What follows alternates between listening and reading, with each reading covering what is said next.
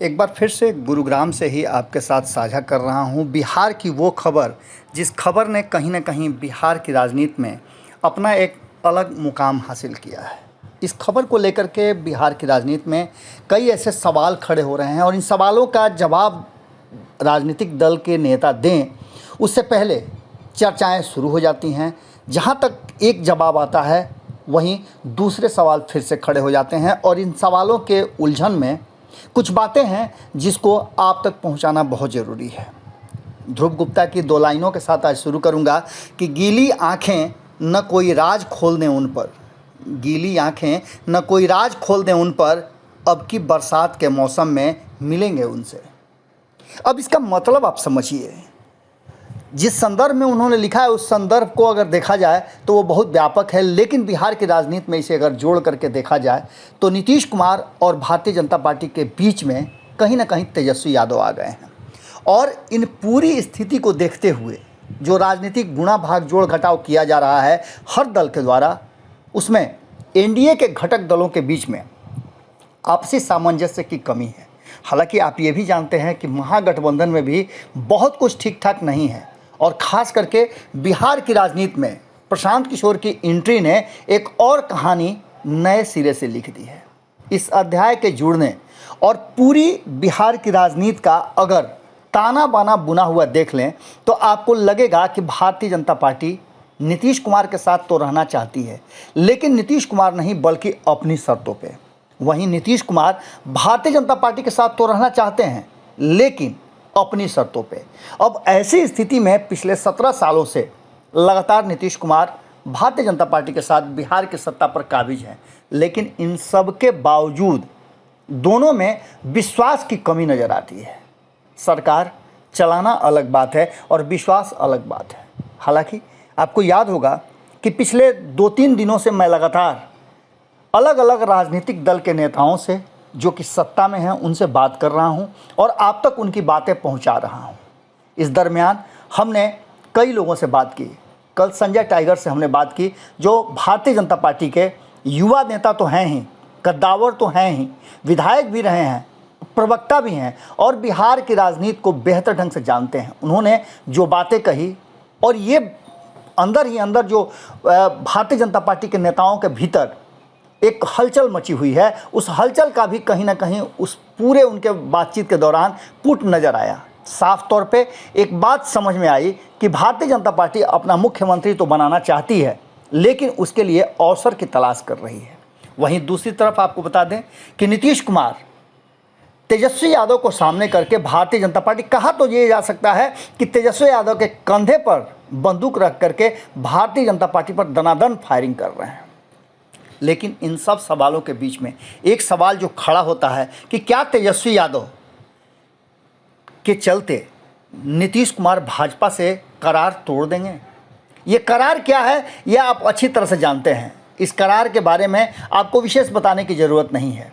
कल बातचीत के दौरान संजय टाइगर ने लगातार इस बात को कहा। जब हमने पूछा भी कि क्या नीतीश कुमार आपकी कृपा पर मुख्यमंत्री हैं तो उन्होंने कहा कि नहीं ऐसी बात नहीं है, लेकिन इस बात में उतना वजन नहीं था जितना वजन होना चाहिए।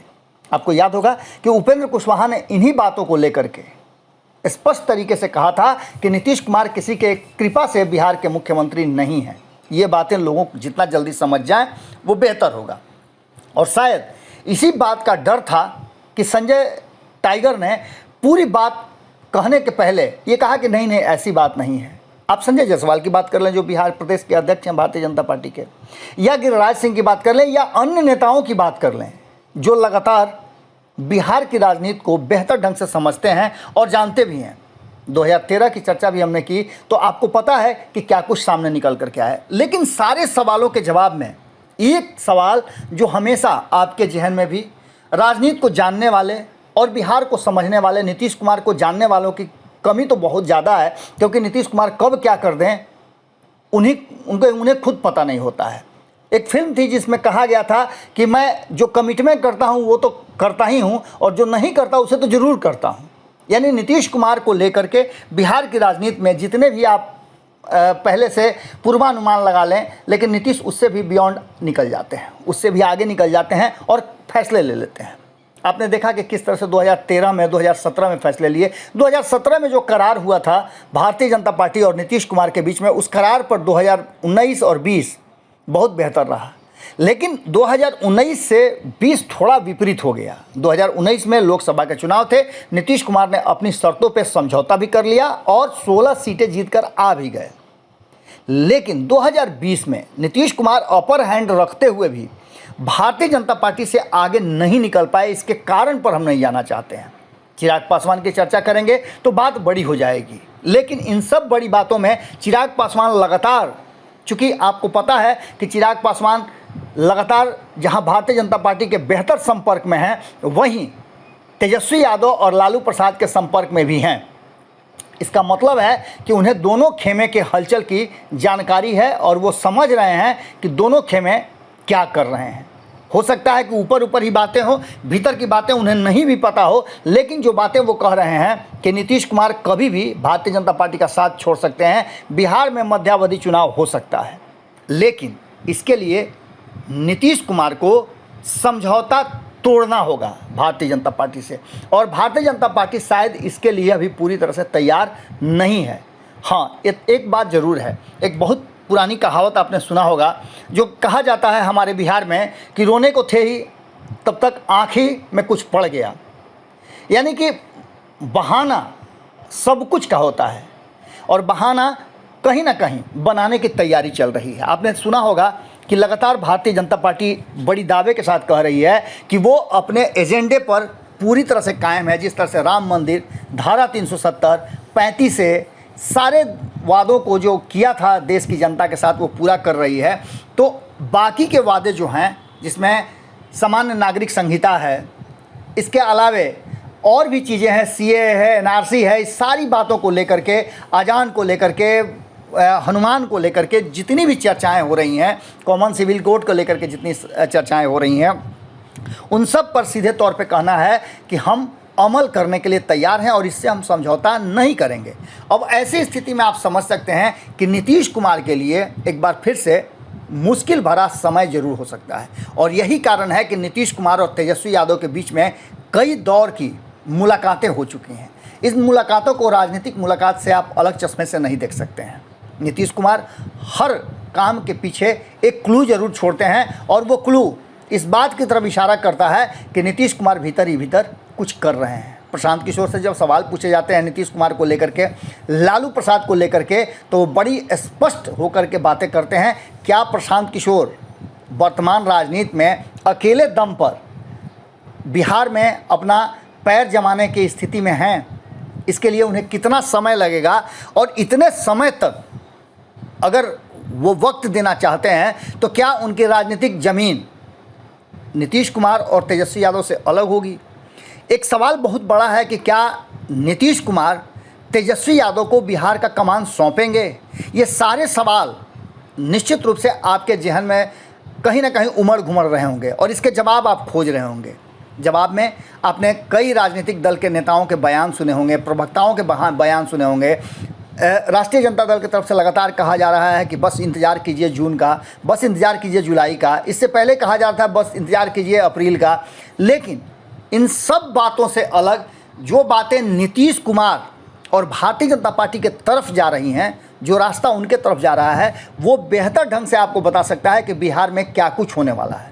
बिहार में 2024 के लोकसभा चुनाव से पहले बहुत कुछ होने की गुंजाइश है, और उसकी तैयारियां भी चल रही हैं। इस तैयारियों में तेजस्वी यादव और नीतीश कुमार भले ही एक दूसरे को साथ न दें, लेकिन इतना तो तय है कि भारतीय जनता पार्टी को दूर करने के लिए यह हथकंडा काफ़ी कारगर है, और भारतीय जनता पार्टी को भीतर ही भीतर परेशान करने का भी एक बड़ा कारण हो सकता है। राजनीति में संकेत बहुत बड़ी चीज़ होते हैं, और इन संकेतों में नीतीश कुमार लगातार एक लंबे समय के बाद एक बार फिर से लालू की जगह अब तेजस्वी का भय भारतीय जनता पार्टी को दिखाने लगे हैं। दूसरे नंबर की पार्टी बिहार में है तेजस्वी यादव की पार्टी, जो आज से 2 महीना पहले तक 1 नंबर की पार्टी हुआ करती थी। आपको बता दें कि इन सारी बातों को लेकर के और एकमात्र चुनाव को लेकर के, इसके साथ ही भारतीय जनता पार्टी के वोट बैंक में सेंधमारी करने की जो तैयारी है वो भी देखने को मिल रही है। और नीतीश कुमार के लिए ये कहीं ना कहीं बेहतर विकल्प होगा, क्योंकि नीतीश कुमार जानते हैं कि उनका वोट बैंक कहाँ है। जब हमने माधव आनंद से बातचीत की थी तब भी आपने सुना कि क्या वो कह रहे थे। इन सारी बातों को लेकर के जहाँ एक तरफ महंगाई, बेरोजगारी, ये सारी बातें गौन हो गई हैं, वहीं अजान और हनुमान की चर्चा जमकर होने लगी है।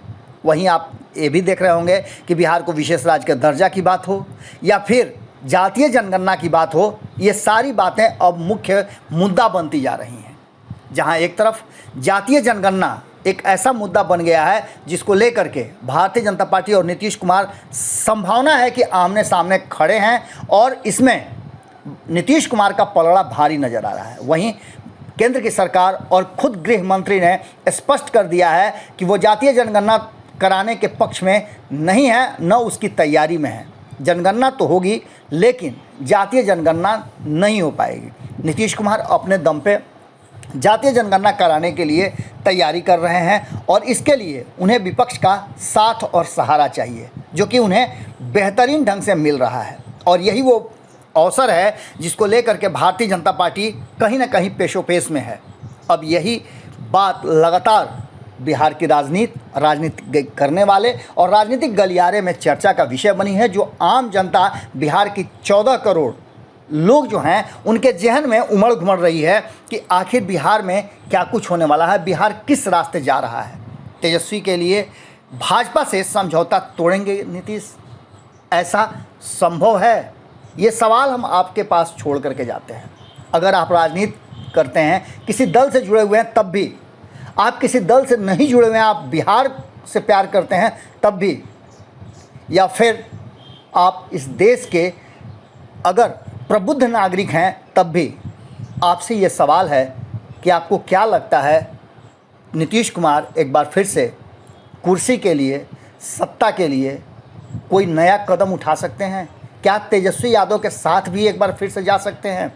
सवाल निश्चित रूप से उलझा हुआ है, क्योंकि तेजस्वी यादव और नीतीश कुमार से जो नज़दीकियाँ बढ़ रही, जो बातचीत हो रही है, उसके आधार पर कई तरह की बातें चल रही हैं। लेकिन भारतीय जनता पार्टी से अलग होना क्या वर्तमान परिस्थिति में नीतीश कुमार के लिए संभव है? राष्ट्रपति का चुनाव है, इसके बाद राज्यसभा के कई सीटों के, लगभग 4-5 सीटों के बिहार में भी चुनाव हैं।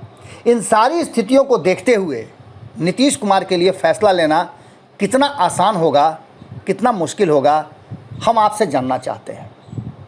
जुड़े रहिएगा भारत लाइव के साथ। आज के भोरे भोर में हम आपसे यही विदा लेते हैं। बहुत बहुत धन्यवाद, नमस्कार। अगर ये वीडियो पसंद आई और वह बिहार के राजनीति और बिहारियत से सरोकार रखेनी तो सब्सक्राइब बटन दबा के चैनल के सब्सक्राइब कर ली। ओजे एगो घंटी बा, ओकरा बटन दबा देला से कुल सटीक और मारक खबर रुआ मुफ्त में मिल जाई। अगर रुआ पत्रकारिता के हमनी के नया प्रयोग में सहयोग कर चाहतानी तो ज्वाइन बटन दबा दी। पेटीएम नंबर नोट कर ली 9386816700। धन्यवाद।